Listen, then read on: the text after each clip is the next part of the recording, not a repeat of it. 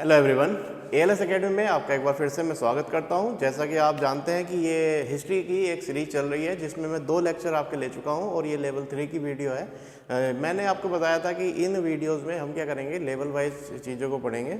यानी basic level की first video, second level की जो सेकेंड वीडियो है और ये थर्ड लेवल की वीडियो है, इसको हम आगे कंटिन्यू करेंगे और लेवल वाइज इन वीडियो को आगे बढ़ाते रहेंगे। ठीक है, तो जैसा कि आप जानते हैं कि हमने अपने लेक्चर में केवल अभी तक इतना पढ़ा है कि पाषाण काल 3 सेक्शन में बटा हुआ था। पुरा पाषाण, मध्य पाषाण, नवपाषाण। पुरा पाषाण काल की जो सेक्शन थे वो 3 थे, पूर्व या निम्न पुरा पाषाण, मध्य पुरा पाषाण, उत्तर या उच्च पुरा पाषाण, ये इसके सेक्शन थे। इसके अलावा इसका एक इम्पोर्टेंट फैक्टर था कि इसमें हिमयुग था, यानी इंसान किस युग में जी रहा था? हिमयुग में। तो हिमयुग कब था?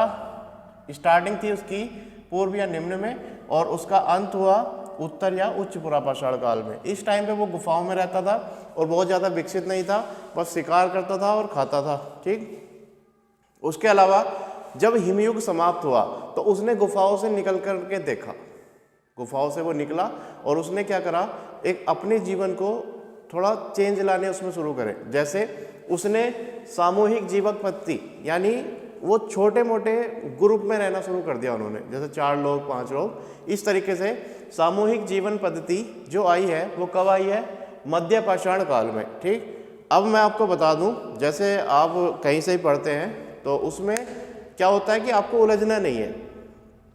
सिंपल शब्दों में समझिए, पाषाण काल 3 सेक्शन, पुरा पाषाण, मध्य पाषाण, नवपाषाण। उसके बाद केवल फर्स्ट वाला डिवाइड होता है 3 सेक्शन में, जो पुरा पाषाण है। निम्न पुरा पाषाण, मध्य पुरा पाषाण और उत्तर या उच्च पुरा पाषाण। इनकी इंपॉर्टेंट बात यह है कि इसमें मानव अधिक से अधिक समय तक इसने व्यतीत करा, लेकिन वो जंगली मानव था, वो विकसित मानव नहीं था। विकसित मानव वो होमो सैपियंस जो बना, देखो होमो इरेक्टस स्टार्टिंग में था, लेकिन वो होमो सैपियंस बना उत्तर या उच्च पुरा पाषाण काल में। जब मैंने आपको लेक्चर पढ़ाया था तो मैंने लिखवाया था कि होमो सैपियंस का प्रादुर्भाव, होमो सैपियंस आ गया था उत्तर या उच्च पुरा पाषाण काल में। इसके अलावा आपको ये याद रखना है, आप ऐसे समझ सकते हैं कि जब हिमयुग चल रहा है, बर्फ़ पड़ रही है, ठंड पड़ रही है, तो मानव बाहर निकल के देखेगा ही नहीं। वो तो अपना भोजन करेक्ट करेगा और फिर उसको खाएगा, फिर दोबारा निकलेगा, फिर खाएगा। तो इस तरीके से वो बहुत ज़्यादा विकास नहीं कर सका। जब हिमयुग की समाप्ति होती है उत्तर या उच्च पुरा पाषाण काल में, तब वो अपने गुफा से बाहर निकल करके देखता है और गुफा से बाहर उसे सही लगता है तो फिर वो अपने जैसे लोगों को देखता है, फिर वो ग्रुप में रहना शुरू कर देता है। यानी ग्रुप मतलब समूह में। तो सामूहिक जीवन पद्धति कब आएगी? मध्य पाषाण काल में। अब सामूहिक जीवन पद्धति का मतलब कि ग्रुप में लोग रह रहे हैं। उसने पहले क्या कर रखा था कि वो मारता था, गुफा में लाता था और खा लेता था, लेकिन अब उसने अपनी लाइफ को चेंज कर दिया। उसने क्या करा, पशुओं को पाल लिया, छोटे छोटे पशुओं क्या कर लिया, उसका पालन कर लिया और उसे जब जरूरत पड़ी उन्हें मारा और खा गया, या उनसे जो अन्य चीज़ें उसे मिली उसका यूज किया। तो मानव ने अपने जीवन को जो विकास की प्रणाली में प्रारंभिक रूप से स्टार्टिंग में वो कर रहा था, तो वो जंगली मानव जो था वो पुरा पाषाण काल में रह गया। लेकिन जो थोड़ा सा विकसित मानव हुआ, जो होमो सैपियंस कहलाया, वो आपका मध्य पाषाण काल में उसने क्या करा, पशुपालन करा। लेकिन उससे पहले उत्तर या उच्च पुरा पाषाण काल में उसका प्रारंभ हो चुका था। तो होमो सैपियंस कब आया? उत्तर या उच्च पुरा पाषाण काल में। मध्य पाषाण काल में आपको सबसे जरूरी पॉइंट में बता दूं, आप किसी भी किताब के क्वेश्चन कर लीजिए, आप कहीं से भी क्वेश्चन करेंगे, ये क्वेश्चन सबसे ज़्यादा पूछा जाता है कि मध्य पाषाण काल की इंपॉर्टेंट बात क्या है। देखिए, ये है मध्य पुरा पाषाण, ये है मध्य पाषाण, इसमें डिफरेंस है। तो मध्य पुरा तो बहुत पुराना हो गया, लेकिन केवल मध्य पाषाण काल की अगर बात करेंगे तो मध्य पाषाण काल का सबसे इंपॉर्टेंट फैक्टर था पशुपालन। इस चीज को रट लीजिए, अगर पाषाण काल से मध्य पाषाण काल से क्वेश्चन आएगा तो सबसे इंपॉर्टेंट क्वेश्चन यही है कि पशुपालन कब शुरू हुआ। तो पशुपालन शुरू हुआ था मध्य पाषाण काल में। और यह भी क्वेश्चन आता है कि मध्य पाषाण कालिक स्थल हैं, तो पशुपालन के जो साक्ष्य मिले हैं वो आदमगढ़ और बागोर से मिले हैं, आदमगढ़ और बागोर से। ये आदमगढ़ है आपका एमपी में और बागोर है आपका राजस्थान में। क्लियर। अभी मैं आपको थोड़ा सा और बता दूं, इन चीज़ों को हमें याद रखना है, परमानेंटली याद रखना है कि जैसे हम इस तरीके से तो पढ़ेंगे नहीं कि टीचर पढ़ा रहे हैं, हम बैठे हैं लिख रहे हैं, बात खत्म, ऐसा नहीं पढ़ना। हम पढ़ेंगे क्यों पढ़ रहे हैं, हम पढ़ रहे हैं कि हम मानव के बारे में पढ़ रहे हैं कि वो पहले कैसे था, उसके बाद उसका चेंजेस जो आया वो क्या आया। सबसे पहले वो क्या कर रहा था, ठंड पड़ रही थी बाहर, हिमयुग था, तो वो गुफाओं में रहता था, कभी भूख लगी तो मार के लाया और गुफा में ला के उसे खाता रहा जब तक वो चला, फिर निकला फिर गया, इस तरीके से उसने काम करा। लेकिन जब ये चीज़ें बाहर थोड़ी हिमयुग समाप्ति हुई, तो हिमयुग की समाप्ति के बाद आप देखेंगे कि मानव ने बाहर निकलने के बाद ग्रुपिंग करी और वो सामूहिक जीवन पद्धति को अपना लिया उसने। और सामूहिक जीवन जब पद्धति उसने अपनाई तो उसने एक अलग से तकनीक विकसित करी कि वो क्या करेगा कि पहले तो वो गया, मारा और लाके इकट्ठा कर लिया। अब उसने क्या करा, वो उसने जाना ही नहीं कहीं, उसने बहुत सारे पशुओं को एक जगह पाल लिया और उसे जब जरूरत पड़ती वो उनको मारता और खा लेता, या उनसे जो अन्य प्रोडक्ट है वो ले लेता। तो इस तरीके से मानव पहले जंगली, मारता, गुफा में लाता, खा लेता है। उसके बाद ग्रुपिंग करी, छोटी मोटी झुग्गी झोपड़ी, बहुत नॉर्मल सी, जैसे ऊपर कुछ ढक लिया या बहुत ही कम से कम रूप में घर देखने को मिलते हैं इस समय में।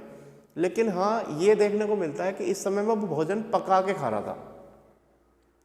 जैसे आप देखेंगे ये है चूल्हे के साक्ष्य, तो चूल्हे का साक्ष्य तो तभी होगा ना जब उसने मतलब भोजन को पकाया होगा, है ना। तो होमो सैपियंस मानव ने आग की खोज की, तो आग की खोज जो थोड़ी बहुत हुई वो यहाँ हो गई थी, लेकिन जो विकसित रूप से आग को उसने समझा वो नवपाषाण काल में समझेगा। ठीक, तो आपको इन क्वेश्चनों पे ना जाकर के केवल इतना जाना है, आप क्या कर सकते हैं कि मध्य पाषाण काल में जो आपको सबसे इंपॉर्टेंट फैक्टर याद रखना है वो रखना है कि मध्य पाषाण काल की सबसे जरूरी बात है कि उसने पशुपालन किया। और पशुपालन जो किया उसके साक्ष्य दो जगह से मिलते हैं, एक है आदमगढ़ और एक है बागोर। ये जो आदमगढ़ है ये एमपी में पड़ता है और ये बागोर जो है ये राजस्थान में पड़ता है। अब देखिए, जब इंसान पशुपालन करेगा तो वो एक आदम व्यक्ति हो जाएगा। आदम मतलब मजबूत व्यक्ति, कहते हैं ना आदमखोर हो गया, तो बहुत ही मजबूत व्यक्ति पशुपालन करता है ना।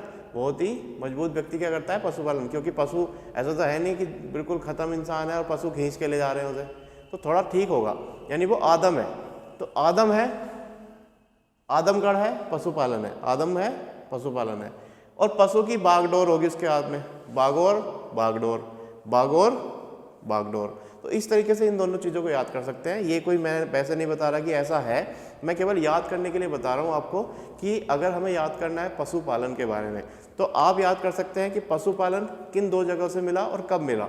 तो कब मिला, मध्य पाषाण काल में मिला, और किन दो जगहों से मिला, आदमगढ़ और बागोर। आदम व्यक्ति हो गया, पशुपालन कर रहा है, बागडोर है, बागोर है राजस्थान में, ठीक है, आदमगढ़ है मध्य प्रदेश में। ठीक, अब इसके बाद आता है नवपाषाण काल, तो उसमें कृषि इंपॉर्टेंट रहेगी। नवपाषाण काल कल के लेक्चर में पढ़ेंगे, फिलहाल अभी हमें पढ़ना है मध्य पाषाण काल। मध्य पाषाण काल का सबसे पहला फैक्टर है कि इसकी खोज हुई थी 1867 में। इसकी खोज कब हुई थी, 1867 में। और इसकी खोज की किसने, CL कार्लाइल ने, CL कार्लाइल ने। अब इसके बाद यहाँ के कुछ इंपॉर्टेंट पॉइंट है जो आपको याद रखना है, जो आपको क्वेश्चन के रूप में पूछे जा सकते हैं कि शिकार करने की तकनीक में कब परिवर्तन किया गया या कब परिवर्तन हुआ। उसने पूरी टेक्नोलॉजी बदल दी। पहले क्या करता था, वो बाहर जाता था, ढूंढता था, मारता था, लाता था, लेकिन अब उसने क्या किया, इकट्ठा करके लाया, सबको बांध के लाया और एक जगह रख लिया और पशुपालन किया और जब जरूरत पड़ी मार के खा गया। उसके अलावा छोटे छोटे जानवरों का शिकार किया उसने। छोटे छोटे जानवर जैसे मछली हो गया, है ना, खरगोश हो गया, ये मछली, खरगोश, इस तरीके से, जिससे ऐसा लगा कि इनसे मुझे कोई नुकसान नहीं है ना। तो जैसे मान लो बड़े जानवरों को मारने जाता था तो हो सकता था कोई एक आध को दूसरा जानवर निपटा दे, लेकिन मछली खरगोश थोड़ी निपटाएंगे। तो इसने छोटे जानवरों का शिकार कब शुरू करा, मध्य पाषाण काल में। पशुपालन का प्रारंभ ये यहाँ भी लिखा हुआ है। इस काल में प्रक्षेपास्त्र तकनीक, यानी जैसे क्या करता था, तीर वगैरह, तीर, भाला, दूर से टेक्निक थी इसकी, है ना। तो जो फेंक करके चलाया जाए उसे कहते हैं प्रक्षेपास्त्र तकनीक। ठीक, अब इसके बाद हम देखते हैं इसके महत्वपूर्ण स्थान। देखिए, किसी भी पाषाणकालिक स्थल का सबसे इंपॉर्टेंट फैक्टर होता है वहाँ की साइट। अगर आप ढंग से पढ़ेंगे तो आपको सबसे ज़्यादा इंपॉर्टेंट रूप से यही पढ़ना है कि वहाँ क्या चेंजेस आए, और वो चेंजेस आए तो हमें देखने को कहाँ से मिलते हैं। ठीक है, तो जैसे हम देखते हैं महत्वपूर्ण स्थान, तो महत्वपूर्ण स्थान में सबसे पहला है लग्नाज। क्या है? लग्नाज। तो ये लिखा हुआ तो किताबों में भी है, फिर यहाँ आने का क्या फ़ायदा? लग्नाज लिखा हुआ किताबों में, जाओ पढ़ो और चले जाओ। लेकिन मैं कोशिश करूँगा कि इस चीज़ों को आपको रोक दूँ, मतलब थोड़ा सा आपको याद कराऊँ। ठीक, जैसे ये लिखा हुआ है लग्नाज, लग्न आज, तो आपको अगर इस वर्ड को तोड़ेंगे तो ये वर्ड आएगा लगन आज। अगर लगन आज है तो आप देखते हैं लगन रिश्ता है ना, सबके यहाँ समझ में आता है लगन रिश्ता हुआ। तो लगन अगर आज है तो अगर लगन है तो खाने की व्यवस्था होगी, खाने की व्यवस्था होगी, और खाने की व्यवस्था होगी तो वहाँ जरूर आएगा क्या? चूल्हा, खाना पकाने के लिए। तो चूल्हे के साक्ष्य कहाँ से मिले? लगन में मिले, कि भाई कोई लगन थी मध्य पाषाण काल में, वहाँ देखा हमने जाके तो वहाँ में चूल्हा मिला देखने को। तो चूल्हे के साक्ष्य कहाँ से मिले? लगन आज से मिले। और ये लगन आज ये कहाँ है? गुजरात में है। कहाँ है? गुजरात में। अब जब लगन हो गई आज तो फिर रात गुजरेगी, है ना, अगली रात गुजरी और वहाँ जाके देखा तो हमें क्या मिला? चूल्हे का साक्ष्य मिला। तो लगन आज से मिला चूल्हे का साक्ष्य, और जैसे ही लगन गुजरी, गुजर रात, है ना, रात गुजरी लगन के बाद, तो वहाँ से हमने देखा कि वहाँ जाके मिला तो क्या मिला? केवल चूल्हा मिला। ठीक है, तो चूल्हे के साक्ष्य लग्नाज से। अगला है टेरी समूह। तो टेरी क्या है? ये तमिलनाडु में है। वीरभानपुर, वीरभानपुर, तो वीरभानपुर ये कहाँ है? पश्चिम बंगाल में। कहाँ है? पश्चिम बंगाल में। महादहा, महादहा और सराय नाहर राय ये गंगा घाटी क्षेत्र में है। कहाँ है? गंगा घाटी क्षेत्र में। और महादहा सबसे इंपॉर्टेंट फैक्टर ये आता है कि हड्डी का यूज किया गया। किसका यूज किया गया? हड्डी का। अब हड्डी का यूज किस स्थल से किया गया? महादहा से। कहाँ से किया गया? महादहा से। अब महादहा में दो हड्डी से निर्मित उपकरण भी मिलते हैं और हड्डी से निर्मित आभूषण भी मिलते हैं। सराय नाहर राय ये है 4 मानव कंकाल एक ही जगह पे मिले, 4 मानव कंकाल एक ही जगह पे मिले। अब मैं इन दोनों को आपको याद कराता हूँ। जैसे ये लिखा हुआ है हड्डी निर्मित उपकरण, तो हड्डी को हम लिख सकते हैं हड्डी निर्मित उपकरण, हम इसको लिख सकते हैं हांडी निर्मित उपकरण। और देखो यहाँ लिखा हुआ है महादहा, महादहा को हम केवल महादही करेंगे।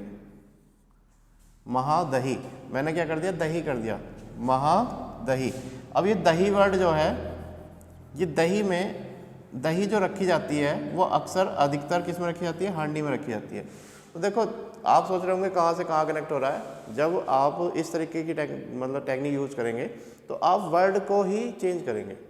जैसे आपने बोला महादहा, तो महादहा से अगर मैं कुछ और ट्रिक बनाता हूँ तो वो हट जाएगी, अलग हो जाएगी। मुझे इस वर्ड में ही कुछ जोड़ना है। मैंने महादहा को महादही कर दिया, महादहा को महादही कर दिया, और दही जो रखी गई वो हांडी में रखी गई। अब दही हांडी, तो हमें इन दोनों का कनेक्शन समझ में आएगा कि दही हांडी मतलब दही हड्डी। तो महादहा हड्डी से रिलेटेड है, और हड्डी से रिलेटेड, हड्डी से चाहे उपकरण बनो चाहे औजार बनो, वो कहाँ मिले? महादहा में मिले। ठीक, उपकरण आभूषण।